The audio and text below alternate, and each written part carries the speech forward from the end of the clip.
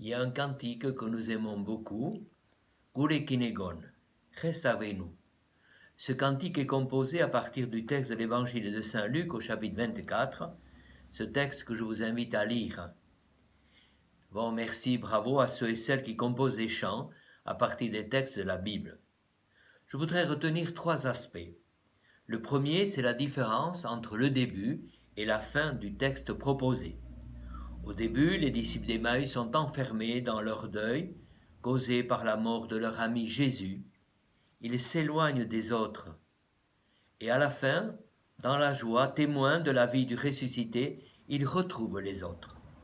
Et le bonheur augmente avec et par les autres. Aujourd'hui, c'est un peu pareil. Bravo et merci à ceux et celles qui rejoignent les autres pour soigner, encourager, donner l'espérance, vivre la solidarité. Merci et courage pour continuer.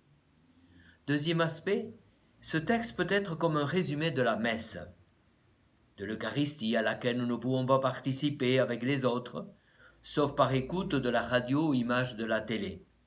Dans la messe, il y a l'accueil.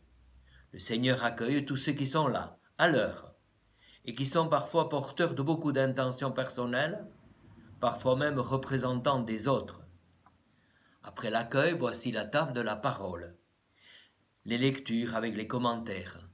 Les mots d'autrefois retrouvent par l'Esprit Saint actualité et deviennent bonnes nouvelles. Puis la table de l'Eucharistie, lieu de la prière et de la fraction du pain, ce que nous appelons communion. Union avec le ressuscité qui nous réconforte et nous rend témoins de la vie plus forte que la mort. Et puis c'est l'envoi. En passant aux Eucharisties vécues, espérées, retrouvons le ressuscité qui chemine avec nous. Car c'est le troisième aspect. Le ressuscité, c'est celui qui chemine avec nous. Nous voulons l'arrêter avec nous, mais il va plus loin. Il nous pousse, nous attire et chemine avec nous. Reste avec nous, Gure Kinegon. Ces paroles s'adressent non pas en mort, mais en vivant, le Christ ressuscité. C'est beau de le chanter le jour des obsèques, car nous célébrons le ressuscité, et en lui nous retrouvons tous les défunts, les sauvés.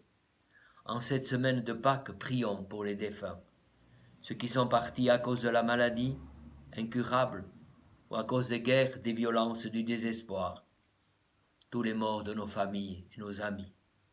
Et continuons à nous soutenir, à croire, espérer, aimer. Ouh.